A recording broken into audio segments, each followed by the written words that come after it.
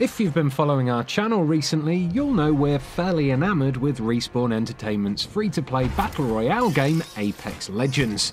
Fun though it is, I have to admit it's also fairly tricky. The action is fast-paced and your opponents can soak up a surprising amount of damage before getting downed, making sharp reflexes and good aim vitally important if you want to come out on top. So if, like me, you could do with a bit of a leg up, I've put together a list of 20 handy tips to help make you champion of the arena. Oh no!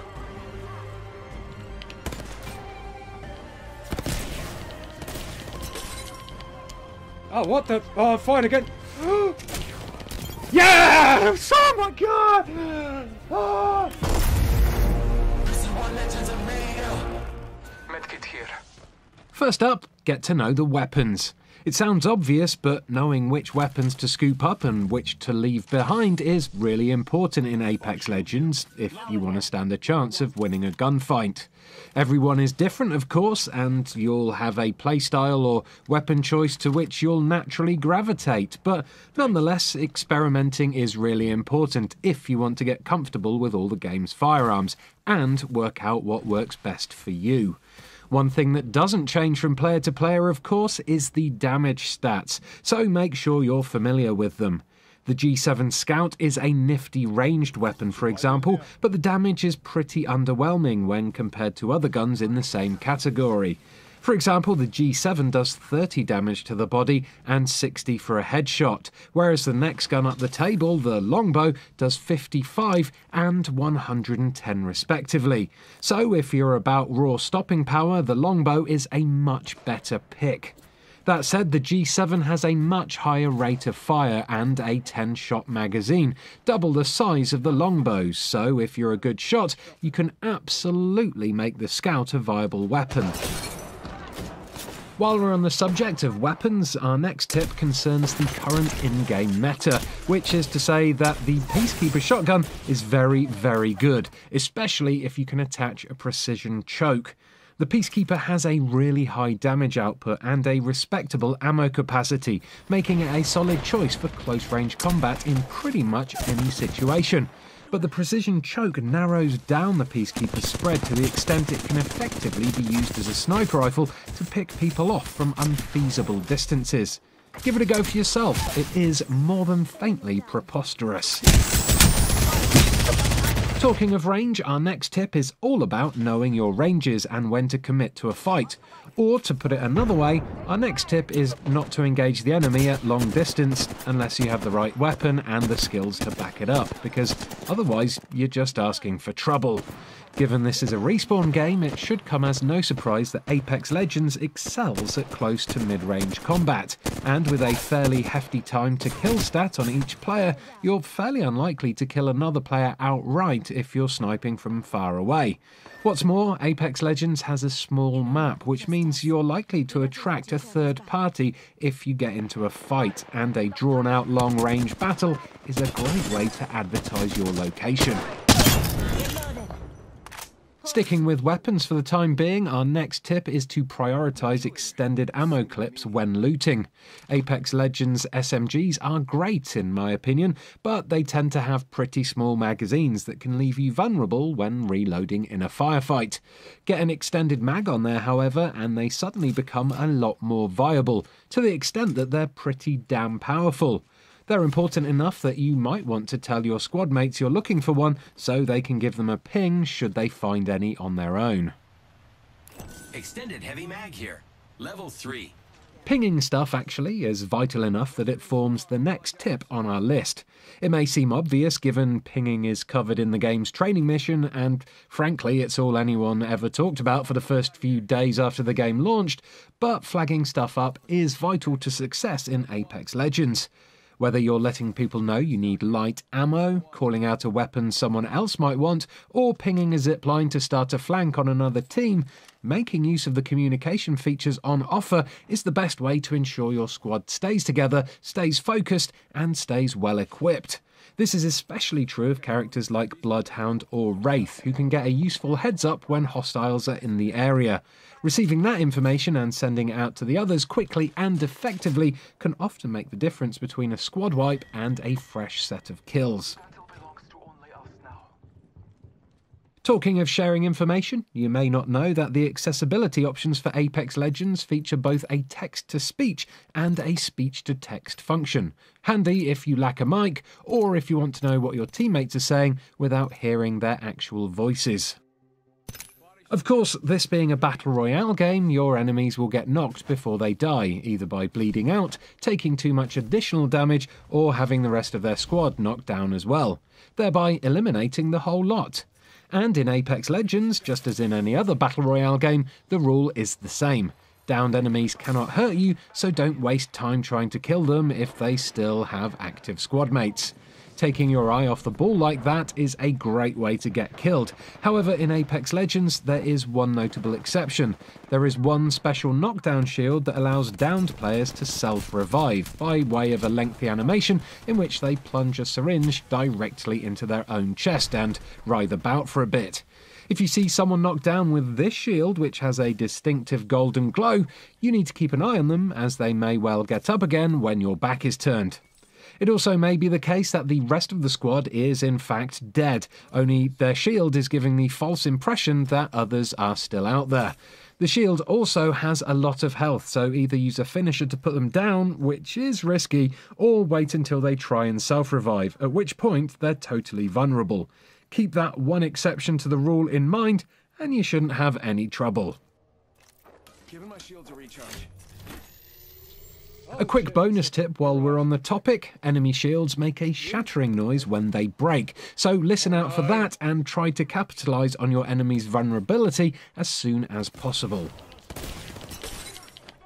The next few tips are all about getting around the map efficiently, and the first of these is that characters in Apex Legends can climb a lot higher than many people, especially beginners, realise.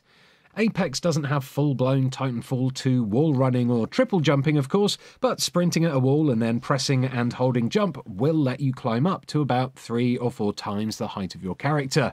Look for telltale grass patches on some of the game's cliff edges, and with a bit of practice you can get to some surprising vantage points, or make a quick escape your enemies won't be expecting, if you're in a tight spot. On the topic of climbing, you can use doors to give you an extra bit of height when trying to reach an elevated position. In a move that will be familiar to any old-school PUBG players, opening a door and wall climbing onto the top of it will give you the extra height needed to reach otherwise inaccessible ledges and rooftops, meaning you can stage an ambush from some truly unexpected places.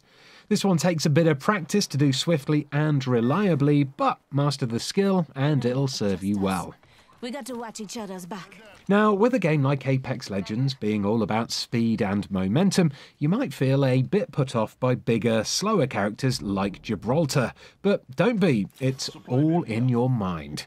See, as has been confirmed by the development team on Twitter, every legend moves at the same speed. It's just the height of the camera and the timing of the run animation that gives a sense of going faster or slower than normal. It makes sense when you consider Wraith is meant to be lithe and sneaky, while Gibraltar is a hunking tank of a character, but don't let his implied heft fool you. Everyone has the same basic speed stats. Supply ship inbound. Where your speed varies, of course, is in the slide, which allows you to accelerate, especially when going downhill. Sliding as often as you're able to is a good way to add a little extra pace over simply sprinting from place to place, and it has the added bonus of making you harder to hit. If you jump at the end of a slide, you can continue moving at slide speed for a little longer, so if you practice the timing, you should be able to move at a decent clip about the place, whilst avoiding incoming damage. That said, getting about efficiently is about more than running at the same speed as everybody else, or using a slide jump. It's also about using the environment to your advantage, whether that's by deft sliding or the use of zip lines.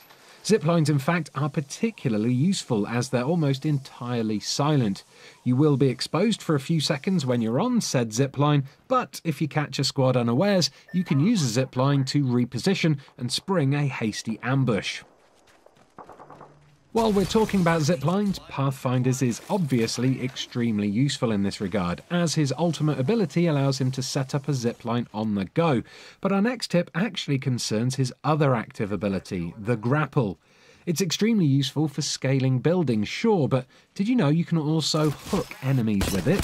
This is especially useful if you're using a close-up weapon like a shotgun, and it lets you down your foes more reliably. Assuming the grapple hits your target, that is. While we're talking about downed enemies, it's probably a good time to talk about finishers. Finishers are funny things. They're a guaranteed way to get a kill without having to break someone's knockdown shield, but they also leave you vulnerable when attempting them, and there's no way to cancel the animation. So, more often than not, they serve as an exercise in hubris. Here we go. Oh, shit. Oh, fuck. Ah, it's showboating too much. Ah. As a rule, you'd be better off not using them unless you're positive there are no enemies close. Focusing on downing the rest of the squad is a much better use of your time. However, there are two exceptions to this rule. The first is when your opponent has that pesky golden knockdown shield that allows them to self-res, which may make it seem like there are other squad mates knocking around when in fact there aren't, but there's also a high-level shield that gives you a full recharge when you perform a finisher. So, while the risk is still the same in this instance, if you have that shield, there is at least a decent reward for attempting the finisher and making it out the other side safely. Our next tip is also about fleeting moments of vulnerability, but in this instance it's to do with ultimate abilities. Any Bloodhound player will tell you that their ult is really useful in a fight, flagging up enemies and giving a great boost to movement speed. Those buffs, however, are preceded by a painfully slow animation during which you can't use any weapons, turning you into a sitting duck even as you become the so-called beast of the hunt. Knowing when to pop an ult so as to make sure it's actually useful rather than a death sentence is really important. We've got a couple more tips concerning ultimates actually. First, if you're playing with a lifeline on your team, make sure that player is using their ult whenever they can to cool down supply drops. Flag up ultimate accelerant wherever you find it in order to keep that loot coming as often as possible. That said, it's important to know when to cry off that sort of thing, as supply drops do give away your position, and in the late game, that can lead to serious trouble, or give you the chance to set up an ambush, whichever.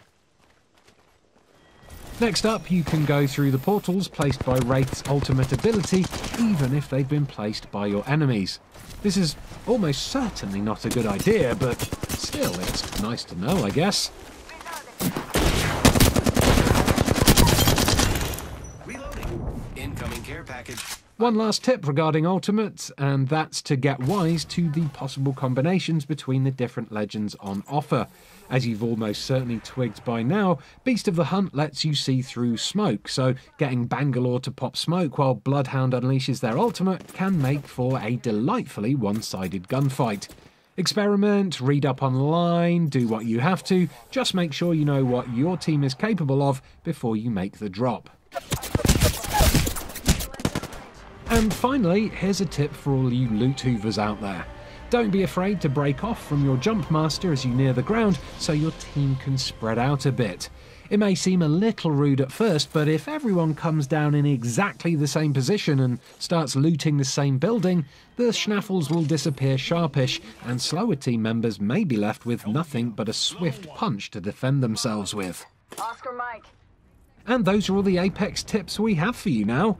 If you're a proper legend, you can share your words of wisdom in the comments below. And who knows, if we pool our knowledge together, maybe we'll all stand a chance at being champion of the arena. Thanks so much for watching. Do like this video if you found it useful, and feel free to subscribe to Eurogamer for more Apex videos in the future. Goodbye, champs. Yeah.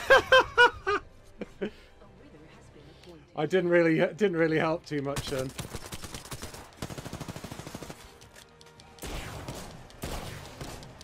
Turn a row. You are the Apex champions. Quite like that, Mirage.